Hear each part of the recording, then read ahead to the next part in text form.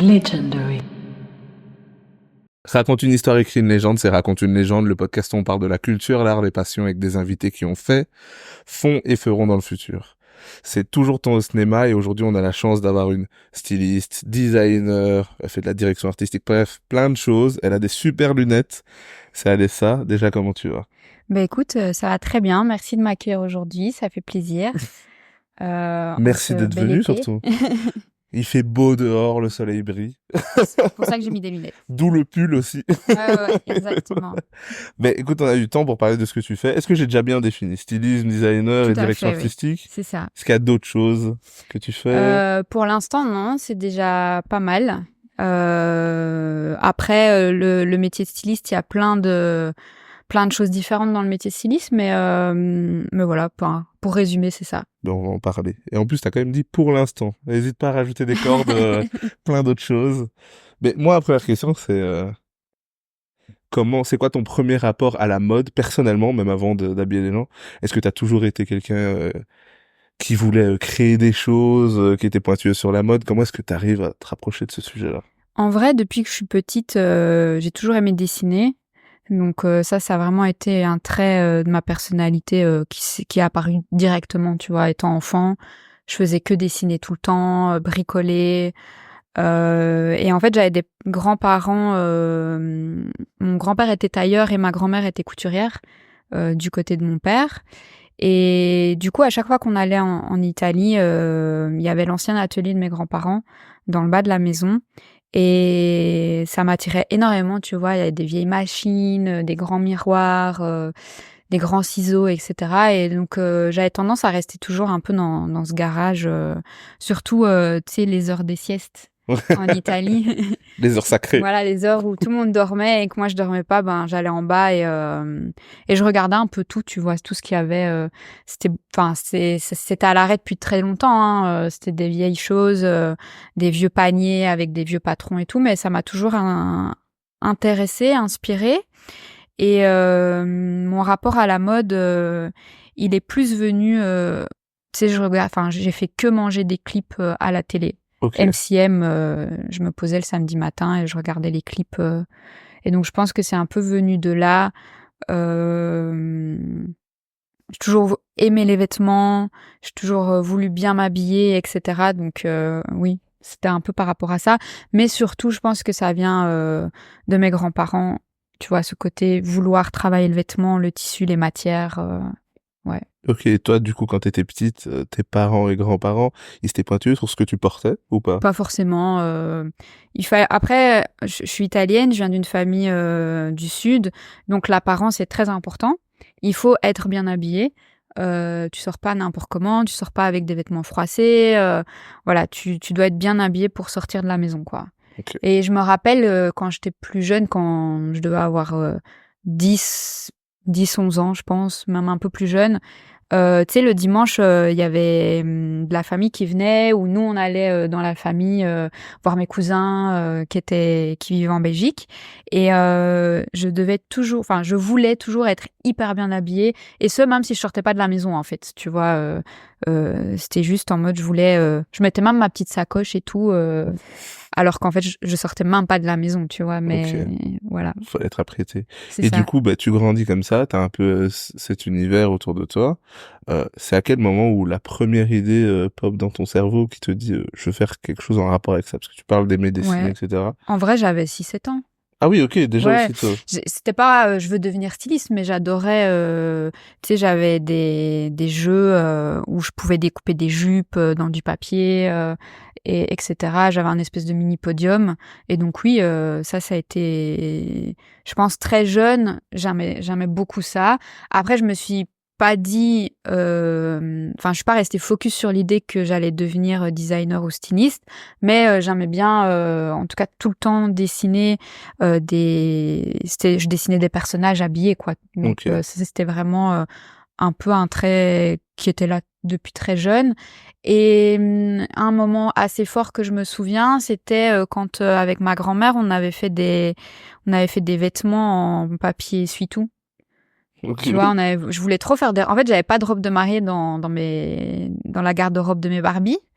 Et je voulais trop une robe de mariée. Elle m'a dit, mais viens, on va en faire. Et donc, elle m'a pris des essuie-tout et on a fait plusieurs robes comme ça. Et j'ai carrément fait un défilé de mes Barbies après à mes parents. Ouais, c'était un moment assez T'étais faite fort. pour ça. Ouais, c'est ça. Donc, voilà. Et en vrai, mes parents m'ont toujours épaulée. J'ai fait des études d'art hyper jeune. Dès que j'ai commencé ma 3e secondaire, j'ai été dans une école d'art. D'abord vraiment art général, donc je touchais un peu à tout. Et puis voilà, et puis j'ai fait des études de styliste, stylisme à Bruxelles. Mais oui, de base, vraiment, ça a toujours été de l'art. Et en vrai, j'avais vraiment du mal en général. C'est les études basiques, première, 2e secondaire, j'étais vraiment... Je sais, enfin... J'aimais pas, tu vois, j'étais déconcentrée tout le temps. Et donc, du coup, on m'a proposé d'aller on m'a dit que c'était peut-être mieux pour moi d'aller en technique, quoi. Ok. Ouais. Et tes parents, ils étaient ok. On a trouvé un compromis, donc on a été dans une école à Namur qui s'appelle l'IATA, qui est assez réputée dans le monde de l'art. Et en fait, t'as les généraux et t'as ensuite ta qualification. Et qualification, c'est un peu moitié-moitié. Ouais. C'est pas hyper technique non plus, mais c'est un bon équilibre. Ouais. Et franchement, ça me correspondait assez bien. Parce que je pense que mes lacunes scolaires, elles venaient plus de ma flemme que vraiment où j'arrivais peut-être pas à suivre. Mais moi, je pense que c'était principalement de la flemme d'étudier et tout. Donc, ce côté win-win me permettait d'être aussi bien à l'aise en art que dans mes cours français, maths, etc. Ouais, il y avait rien qui t'animait quand t'allais à l'école classique, quoi. Ouais, c'est ça. On t'attendait la fin, quoi. Oui, le c'est ça. supplice. J'attendais mes petites heures d'art. Là, j'avais 2 heures d'art par semaine dans mon ancienne école. Ok. Donc, ouais. Et du coup, quand tu te rends compte que l'art, ça te passionne, ou même que tu découvres que tu veux faire du stylisme après, est-ce que étudier en Belgique, c'est intéressant? Je sais pas parce que je connais pas. Est-ce que tu te dis, je sais rien, on a des voisins français, est-ce que tu te dis, mais pour le faire, c'est mieux d'aller là-bas, etc. Ouais, je pense que j'aurais voulu. Je sais que on avait discuté, j'avais discuté de ça avec mon père. Je voulais peut-être aller à Paris ou il y avait aussi une école à Lille, mais pour mes parents, c'était un peu hors de question que je quitte la Belgique aussi jeune. J'ai fini mes études secondaires, j'avais 17 ans et demi. Donc, ouais, je pense qu'il y avait un côté où ils voulaient pas vraiment me laisser partir. Déjà, partir à Bruxelles, c'était déjà quelque chose. Donc, ouais, Paris, c'était encore une autre étape, quoi. Tu viens d'où à la base? Je viens de Charleroi à la base. Charleroi. Ouais. T'es dans la bonne ville, là. C'est ça. Tout le monde adore cette ville. Ouais. Ouais, je viens de Charleroi. Après, vu que j'ai fait des études d'art à Namur, j'ai été à l'internat. Ouais. Je suis pas restée... Enfin, mes parents habitent toujours du côté de Charleroi, à Châtelet. Mais j'ai pas beaucoup connu Charleroi, puisque j'ai passé plus de temps... toute mon adolescence, je l'ai passé à Namur, donc voilà. Puis c'est plus là où tu crées des vraies amitiés sur le long terme. Donc moi, je connaissais pas grand-chose. Même encore actuellement, il y a très peu d'endroits à Charleroi que je connais... Parce que j'y suis jamais vraiment retournée vivre. Ok, et du coup, quand tu fais ces études de stylisme, c'est quoi qui t'anime pour la suite? Tu te dis, qu'est-ce que tu veux faire? Parce qu'à la base, tu me dis, voilà, je regarde des clips. Ouais. Est-ce que tu te dis, moi, je veux être à des défilés, c'est quoi qui t'anime? Tu te dis, je veux faire quoi de ça? Ben, en toute transparence, mes études, elles sont pas passées hyper bien. J'aimais vraiment pas mon école. J'aimais pas la pédagogie de mes professeurs. Le programme était très bien, donc tout ce que j'ai appris, franchement, est hyper pertinent. Mais en fait, j'en suis ressortie un peu bousillée mentalement. J'avais un gros manque de confiance en moi, donc j'ai fini l'école, j'avais 21 ans. Et donc déjà à 21 ans, tu te poses 1 milliard de questions sur qui tu es, ce que tu vas devenir en tant que personne, et donc encore plus en tant que personne dans un milieu professionnel. Et donc oui, franchement, honnêtement, je savais pas du tout ce que j'allais faire. J'avais en tête de faire des collections de vêtements, mais je savais pas pourquoi, je savais pas quel style. Tu vois, c'était très compliqué pour moi. J'ai pas réussi à prendre le temps à l'école pour développer ça, et je trouve que de toute façon, on nous a pas vraiment aidé à développer notre personnalité intérieure. Et donc du coup, il y a un peu un côté où où j'ai eu mon diplôme, je m'en suis très bien sortie, mais j'étais un peu démunie de savoir ce que j'allais faire, tu vois. Ok. Alors oui, la musique, c'est toujours dans ma vie, mais j'étais à 1000 lieues à ce moment-là de penser que la musique et mes compétences pouvaient être réunies. Sérieux? Bah, J'aurais pensé que tu voyais ça justement depuis le non, début. non, parce que au final, faut savoir moi j'ai 30 ans là, donc Ouais. c'était il y a 10 ans. Il y a 10 ans, la place de styliste en Belgique, elle n'était pas du tout développée. Donc, on parlait plutôt de costumière pour tout ce qui était théâtre, cinéma. Mais dans le monde de la musique en Belgique, déjà le monde de la musique en Belgique n'était pas développé comme aujourd'hui. Donc, c'était un peu les débuts du rap belge.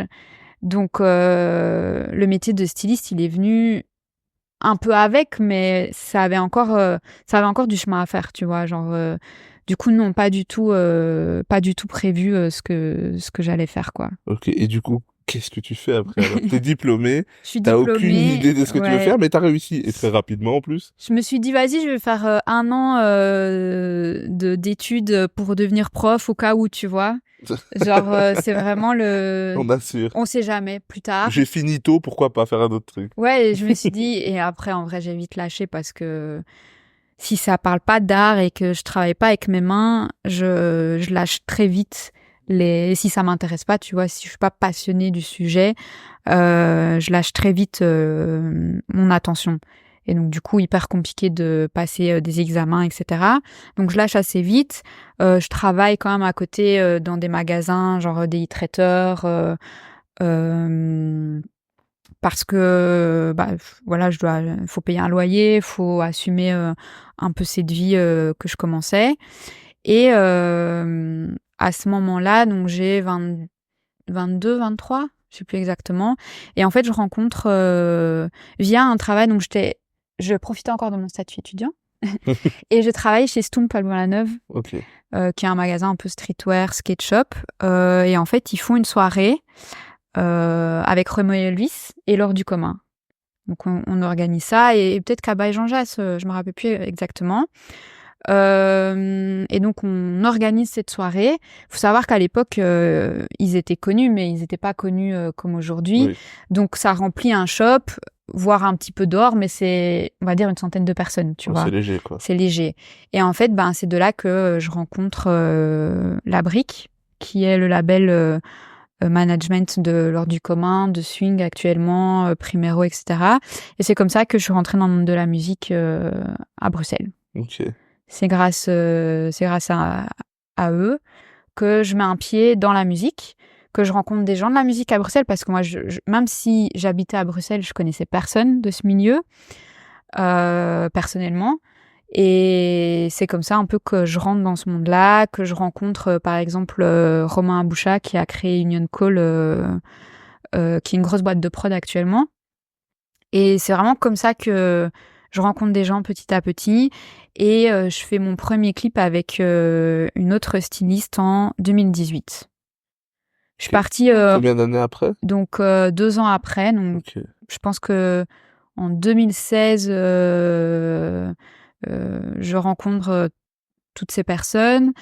Je continue à travailler sur le côté parce que j'avais le projet de pouvoir partir au Canada et aux States, un peu visiter, voyager. J'avais jamais vraiment fait de grands voyages, donc je voulais vraiment partir.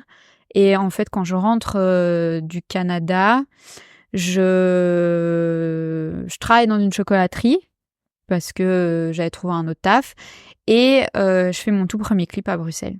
Ok. Voilà, j'étais assistante styliste sur un des clips de l'Ordre du commun. Et comment ça se passe cette première expérience? Bah écoute, ça se passe super bien. Je suis grave à l'aise, très reconnaissante d'avoir été assistante à ce moment-là. Je trouve que c'est des chouettes vibes, donc ça me plaît.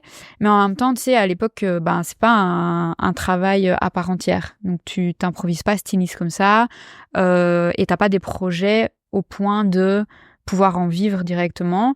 Et je vais travailler dans un magasin. Je trouve une place dans un magasin qui va seulement commencer. Et c'est un magasin en 2010, donc c'est en 2018, et qui va vendre des marques comme Arte, Ouais.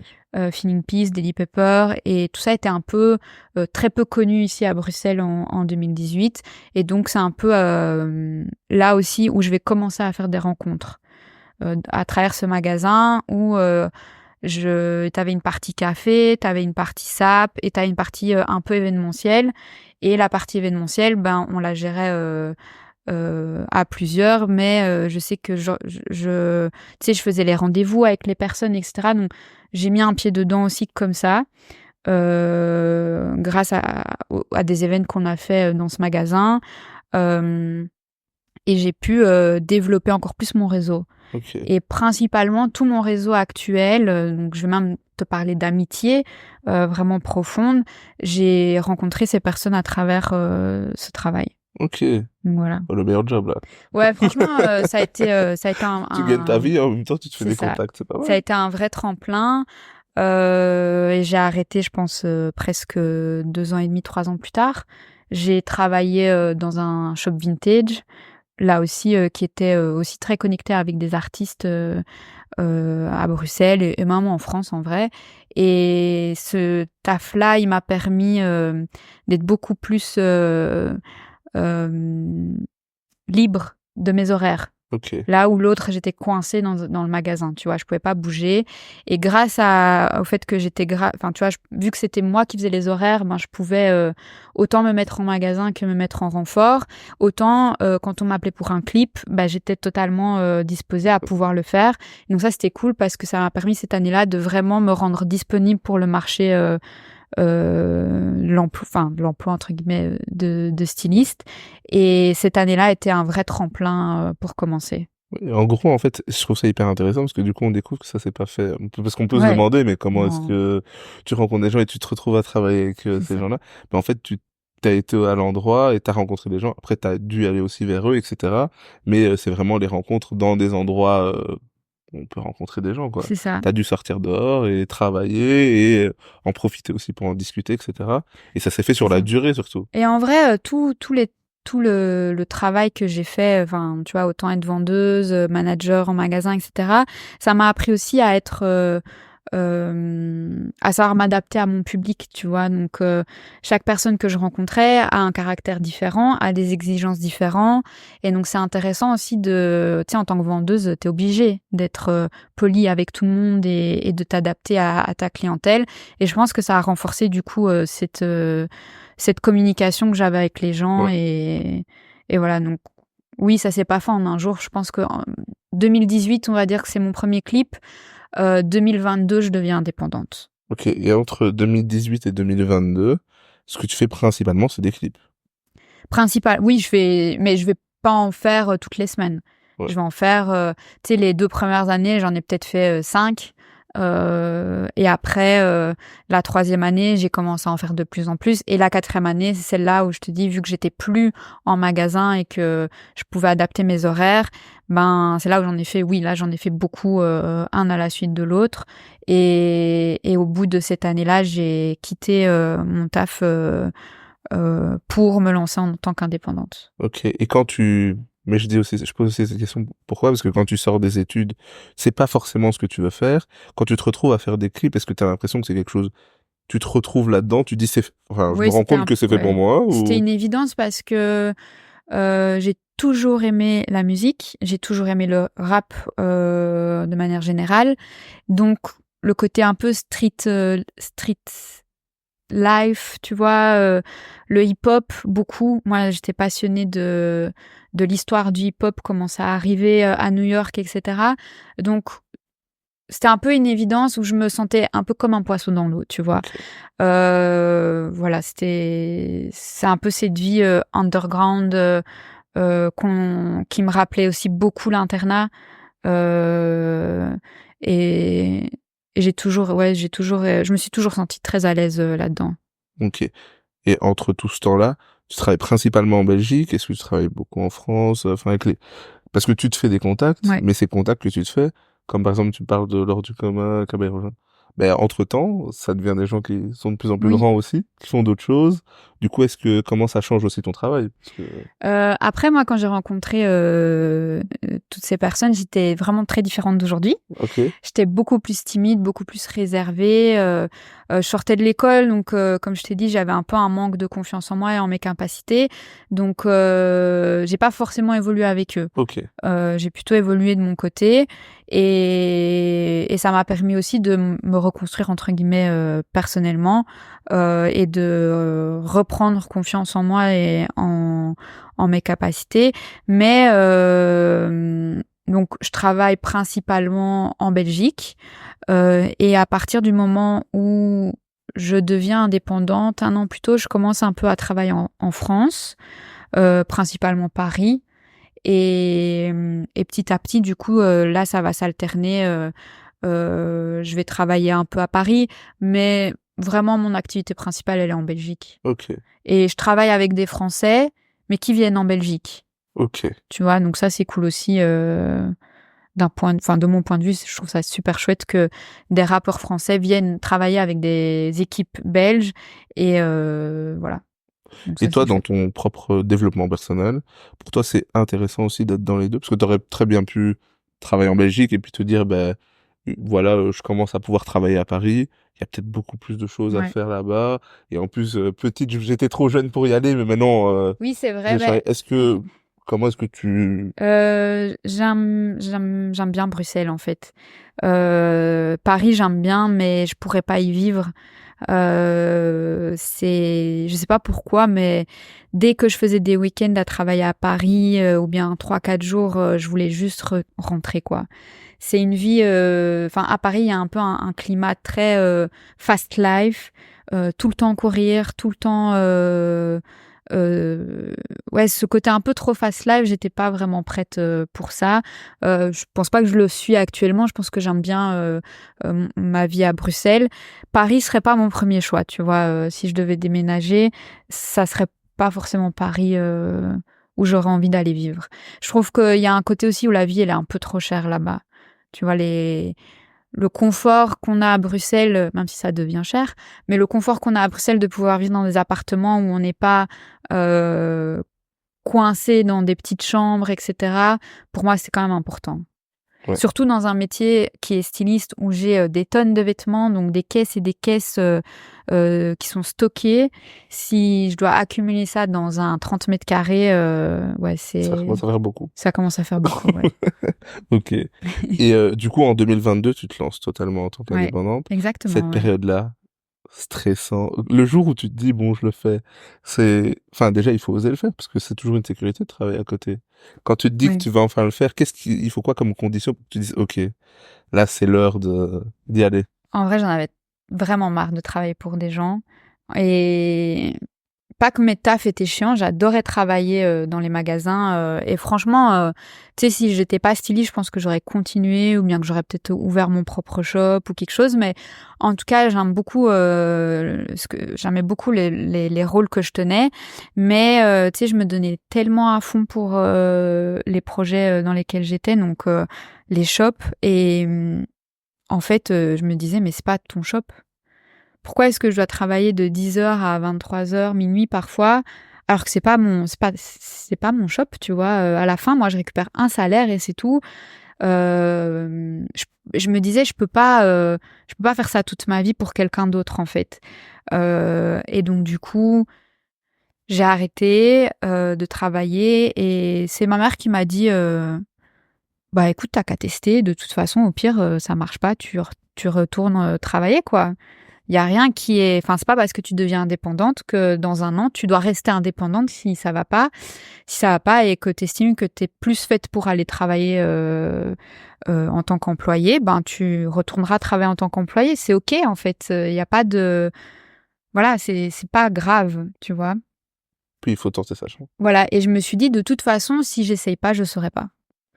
Et j'ai pas envie de vivre avec un truc de me dire ah si j'avais. Le pire. Ouais. Le pire. Et donc du coup oui, bah, cette phrase de ma mère m'a beaucoup encouragée où je me suis dit en vrai c'est vrai elle a raison.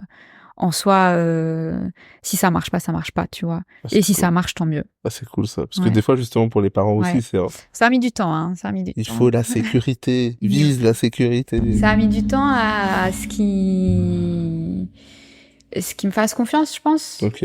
Mais pas confiance parce que c'est un manque de confiance, mais c'est plus de la peur.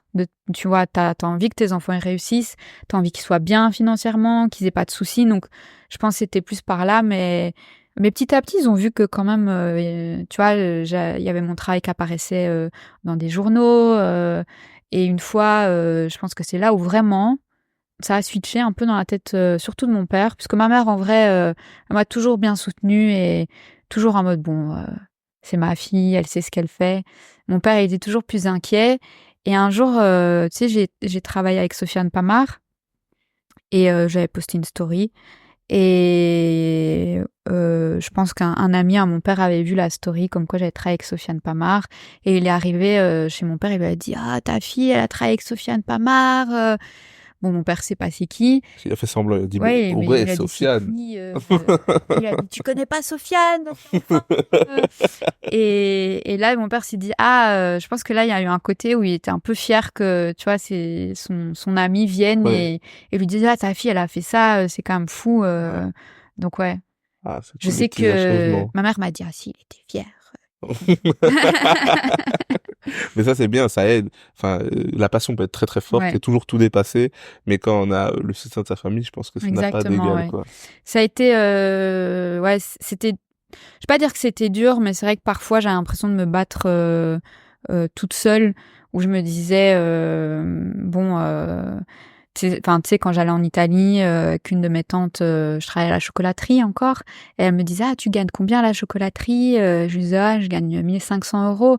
Elle me disait c'est bien, c'est un bon salaire, il faut que tu gardes ce travail. Alors que moi j'attendais juste mes 6 mois, parce que j'avais signé un 6 mois de CDD. Et je m'étais là en mode, non, mais à la fin des 6 mois, en fait, je m'en vais. J'adorais travailler là-bas, mais c'était pas du tout ce que je voulais faire. C'est pas ta passion, quoi. C'était pas ma passion et je voulais vraiment pas rester là-bas et devenir aigrie, là, tu vois. Ouais, c'était pas du tout ce que je voulais. Alors que, en plus, le taf était chouette, donc c'est même pas ça. Et C'est donc, juste, c'est quand on pas te fait dit ces pour genres toi. de trucs, t'es là un peu en mode, ok, en fait, on me comprend pas.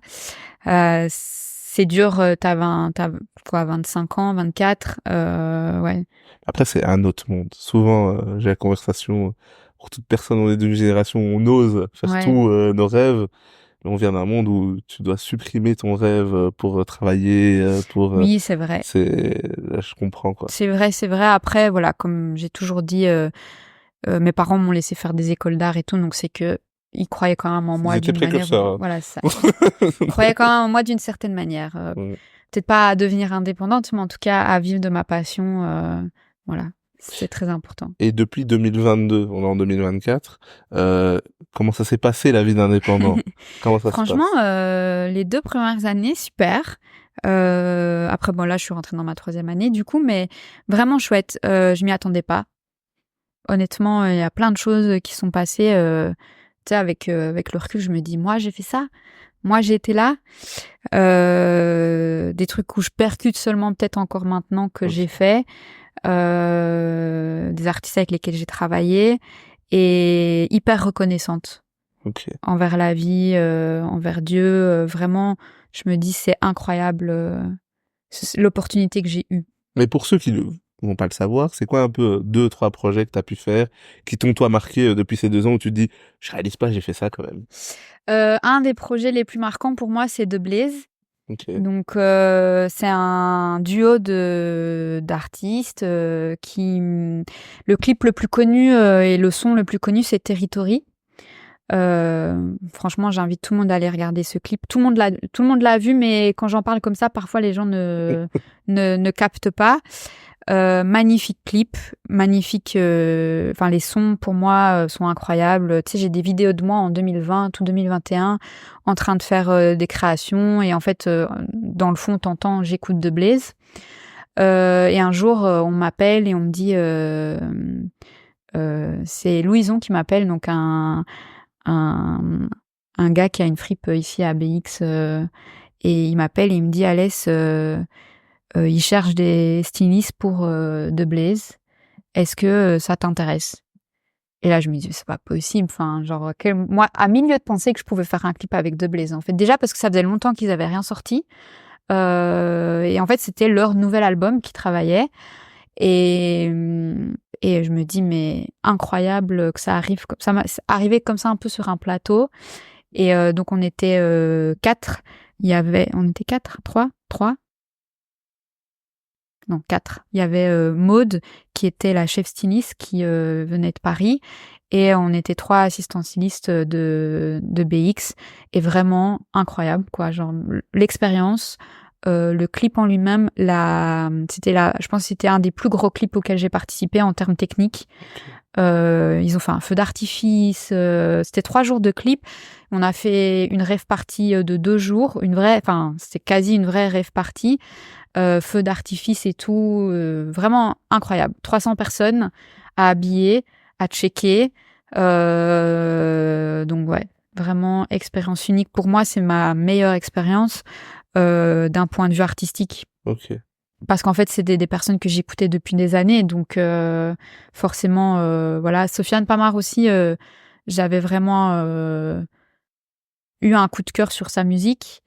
Et le fait d'avoir pouvoir travailler avec lui, c'était aussi hyper intéressant. Et tu sais, t'es un peu là en mode un peu fan, mais voilà, sur ton plateau, sur ton studio, tu fais pas ta fan, mais à deux doigts de faire, tu veux pas faire un autographe, s'il te plaît. Mais ouais, vraiment hyper incroyable pour moi. J'ai travaillé avec un des projets aussi l'année passée qui était fou, c'est celui de Isha Elimsa, la cover. J'attendais que ça. Ouais. Mon album de l'année qui est sorti à la fin de l'année. Ouais, c'est exactement. mon album de l'année. Pas du tout, moi pas du tout préparée à ça, en vrai.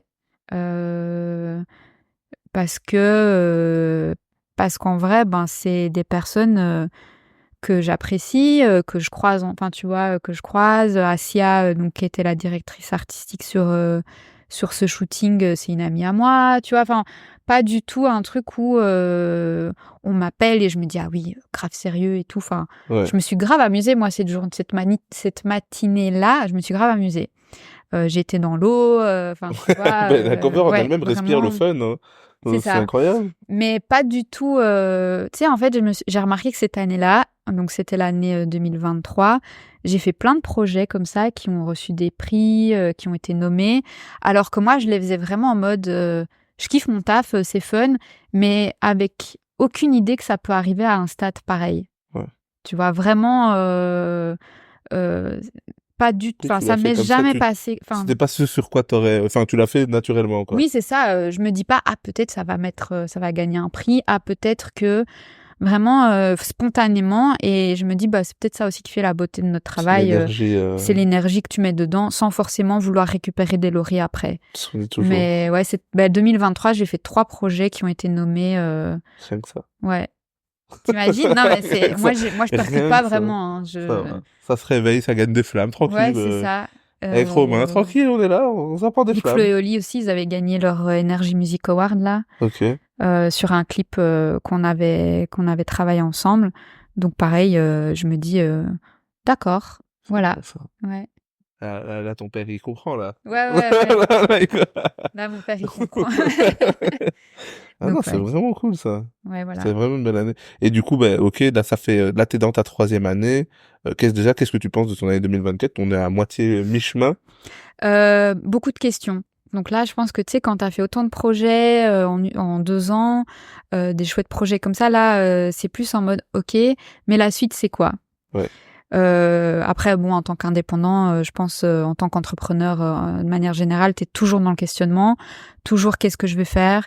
Qu'est-ce que j'ai envie de, tu vois? Et c'est pour ça que là, j'ai commencé plus à vouloir faire beaucoup plus de shooting photo que des clips. Parce qu'en fait, les clips, j'adore, hein, mais il y a un côté figé dans la photo que j'aime bien.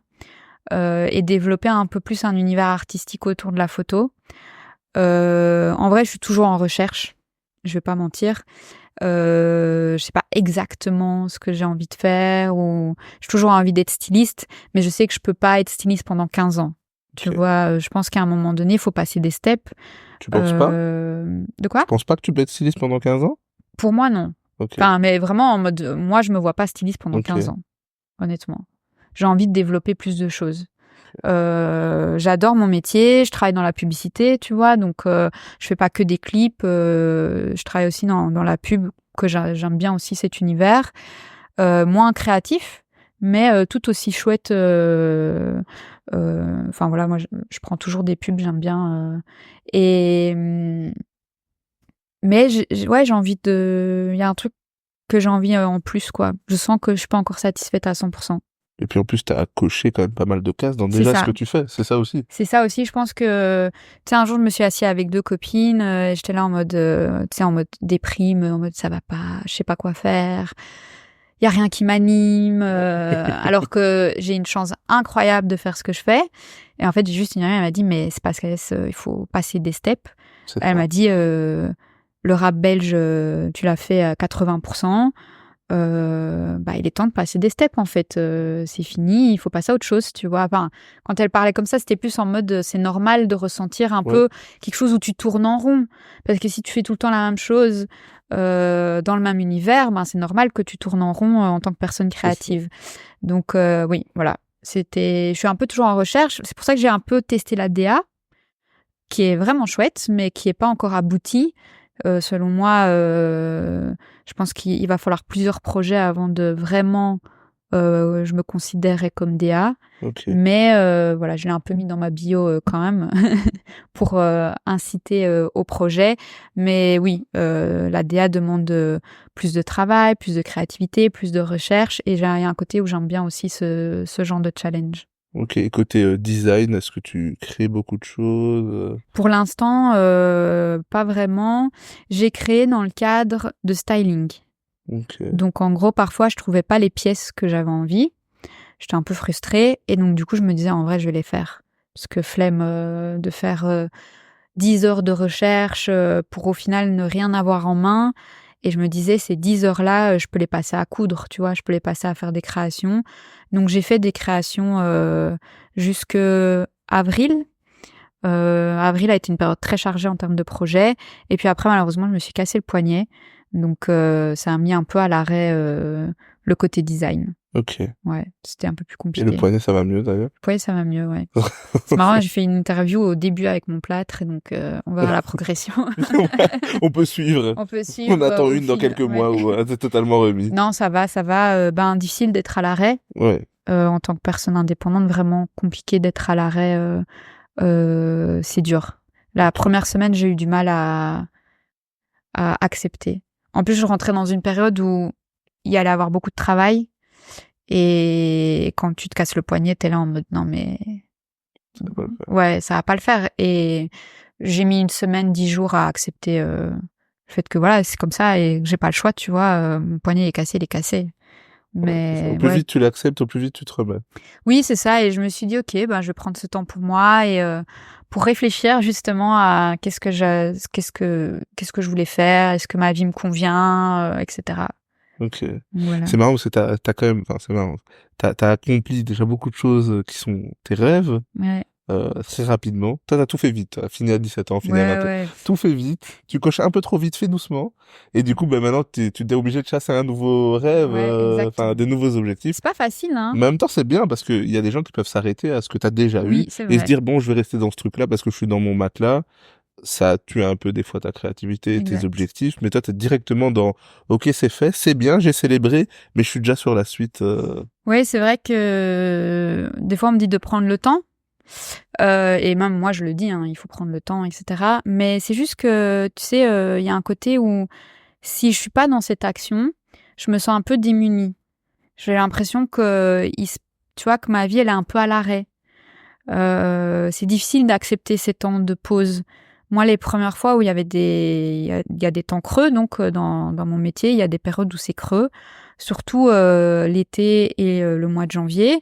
Et quand tu travailles pas, en fait, pendant tout un mois, t'es là en mode, mais, enfin, moi, je remets toute ma vie en question. C'est hyper dur. Ok. Et donc, parfois j'aimerais quand même pouvoir prendre le temps de juste travailler, faire ce que je fais, etc. D'être dans ce questionnement non-stop, de savoir, ok, c'est quoi la next step, c'est quoi la next step. Parfois, c'est difficile au quotidien. Et j'ai apprécié depuis septembre, j'ai essayé de faire un énorme travail sur moi-même où j'apprécie ce que je fais et pas être trop dans l'expéditif, tu vois. Donc ouais, c'est vrai que tu sais, j'ai fini mes études super tôt. J'ai vite été dans le monde du travail et en fait bon ok, j'ai accompli énormément de choses entre 20 et 30, je suis hyper fière et en vrai c'était un de mes buts, c'était que dans mon milieu professionnel ici en Belgique, mon nom circule. Ok. Tu vois que quand vraiment juste au point de vue professionnel, hein, donc je parle vraiment du monde de la musique, du monde du stylisme, etc. J'avais envie, c'était un de mes buts, c'était de me dire ok, j'ai envie qu'on me reconnaisse, tu vois, qu'on sache qui je suis dans ce milieu, et j'y suis vite arrivée, tu vois, au fait que mon nom circule et tout. Donc du coup, je me suis dit ok, bon bah, maintenant c'est quoi ton but, parce que en fait, je me suis rendu compte qu'il était un peu trop ce challenge, enfin, c'était un challenge pour moi, mais peut-être encore un peu trop timide. Tu Ouais. vois, j'étais là en mode non, j'ai envie plus tard que dans mon métier on me reconnaisse, et je me suis pas rendu compte que déjà Bruxelles c'était peut-être aussi petit. Moi, je viens pas de BX à la base, donc voilà, j'avais pas encore compris à l'époque que Bruxelles c'était un petit village, qu'on pouvait Après, il vite faut tous pas le connaître. minimiser. Tu l'as rempli vite, mais pas parce que Bruxelles c'est petit, aussi parce que tu t'es donné les moyens Oui, de le bien sûr, faire. bien sûr. Et il y a des Ouais, gens ouais, pour qui Bruxelles c'est très très grand. C'est c'est difficile vrai. de faire ça. C'est Mais aussi parce que tu as j'ai, été aux endroits et tu t'es donné les ouais, moyens de le faire pendant c'est très ça. longtemps. J'ai eu un peu un syndrome de l'imposteur pendant longtemps. Ouais. Et après, j'ai fait un travail sur moi-même en me disant, mais en fait, peut-être je suis pas la meilleure. Peut-être qu'il y a des gens dehors, ils sont bien meilleurs que moi. Mais je sais que je travaille. Et je sais qu'il y a un truc chez moi qu'on peut pas m'enlever, c'est le fait que je suis une bosseuse. Je peux travailler jour et nuit sur un projet et je lâcherai pas ce projet. Je peux être malade comme tu veux. Si je suis, enfin, tu vois, il y a des fois où j'ai pas pu aller sur un set, j'ai envoyé quelqu'un à ma place. Je lâche pas, en fait, je peux pas lâcher. Genre, je donne ma parole, je vais jusqu'au bout, tu vois. Et ce, même si c'est des conditions qui me conviennent pas, tu vois, que je me rends compte que ça va pas, etc. Juste, je fais mon travail jusqu'à la fin. Peut-être que la collaboration, elle s'arrêtera là, tu sais, j'accepterai pas d'autres projets, etc. Mais en tout cas, mon travail, une fois que je donne ma parole, je le fais jusqu'à la fin. Il m'est arrivé peut-être une fois de dire, écoute, voilà, si l'artiste, ça lui convient pas, etc. J'ai pas non plus envie de mettre les gens dans des positions où ils sont pas à l'aise. Et je sentais que l'artiste, il allait pas être à l'aise avec les propositions que je ramenais. Et je me suis dit, tu sais quoi, peut-être que je suis juste pas la personne qui convient à votre univers. Et c'est ok. Genre, je suis pas, enfin voilà, je suis pas, je vais pas me fermer à entendre Oui, ce c'est genre ça. de choses. Et j'ai dit, je comprends tout à fait que l'artiste, il a besoin de certaines choses qu'il veut en particulier. Je suis juste pas en capacité de les donner. Peut-être parce qu'en fait, ça matche pas en termes d'univers, de style, etc. Donc, voilà. Ouais. Ok. J'ai deux questions pour terminer. La première, c'est déjà, enfin, pour nous, les personnes lambda, les Je noms suis une magiques. personne lambda Les- aussi. on a vu cet essor des stylistes exposés. Ouais. C'est-à-dire qu'ils ont toujours été là, mais on a vu Alonso dire j'ai un styliste, on a vu Leto avec Dada, on a vu plein de Oui. stylistes se révéler et devenir des personnes, etc. Est-ce que toi déjà ça a permis de faire évoluer ton travail? Est-ce que ça a changé quelque chose pour toi ou pas du tout? Ça c'est ma première question. Oui, énormément. Je pense que grâce à cet essor, justement, le métier de styliste est reconnu par les gens. Ça devient important dans une équipe d'artistes, dans un clip, un shooting. Ça devient important d'avoir une styliste ou un styliste. Et ça fait plaisir, tu vois. Ouais. Comme je te disais, il y a 10 ans, T'es oui, caché. c'était en France, un peu plus, hein, mais en Belgique, pas du tout. Enfin, Ok. Et ma dernière question, c'est tu as commencé par dire que tu regardais sur MCM les clips, etc. Si dans l'histoire de la musique, enfin, en tout cas sur ce que tu connais de la musique, t'avais pu participer à un clip, ça aurait été lequel? N'importe qui. n'importe qui, dans n'importe quel temps. N'importe quel temps. Tu vois un clip et tu te dis, j'aurais voulu participer à ça. Euh, Ou avec cet artiste-là, j'aurais voulu travailler tout court. Il y a un clip que j'avais beaucoup aimé de Beyoncé, je crois que c'était Hold Up. Ok. Pas très connu le son, mais par contre la colorimétrie m'avait vraiment hyper. Enfin, j'étais là en mode waouh, tu vois. C'était un peu dans les tons jaunes, donc elle porte une robe jaune. Il y a tu sais, les poteaux, tu sais, quand tu tapes dedans, ça fait sortir de l'eau Ouais, là l'eau, aux là. States. Ah oui, c'est avec sa robe, là. Ouais, Ouais, avec sa robe et elle frappe. Et ouais, tout elle est. frappe, ouais. T'as un taxi qui est jaune, t'as un truc de fruits et c'est des Ouais. fruits jaunes. Et je trouvais ça incroyable, mais du coup, la direction artistique là-dedans. Et je me disais, mais voilà, là-dedans, j'aimerais trop travailler sur un clip pareil, quoi, tu vois. Ok. Voilà, enfin, Beyoncé, je sais que c'est un peu cliché, mais c'est vraiment plutôt le clip là qui m'avait marqué en termes d'imagerie. Il y avait aussi le clip de... C'était... Ouais, non, j'arriverai pas à revenir. Je suis très nulle en nom d'artiste. Mais après, tous les clips de Blaze, hein, pour moi. Ouais, ok. Donc ça fait un peu la meuf fan, mais... C'est déjà fait? Ouais. Mais j'aurais bien voulu travailler dans les autres, en Ouais. vrai. Ouais. Ok. Bah, merci pour ton temps, c'était incroyable. Merci. L'échange il est disponible sur toutes les plateformes, les gars. Je vous le dis toujours, toutes les plateformes, même les plus bizarres. Ceux qui ont un abonnement Amazon, musique, on sait pas pourquoi. Eh ben, c'est disponible là aussi. Allez découvrir l'artiste, comme je le dis à chaque fois. C'est incroyable. Merci d'avoir parlé de ton art. Avec plaisir. Soigne-toi bien. Oui. Je c'est le le cas. redis. Tes lunettes sont incroyables. Merci, Sean View. Voilà. Celle. Voilà, parce que, comme par hasard, anodinement, j'ai dit, t'as des super lunettes. Du coup, voilà. Elles viennent de là. Et surtout prendre soin de toi et Merci. on t'attend sur 1 milliard d'autres projets. J'espère aussi. Merci Ouais, beaucoup. merci à Et toi. merci de m'avoir accueilli. Et j'ai pu beaucoup parler de moi, ça fait du bien des fois. Super, merci. Legendary.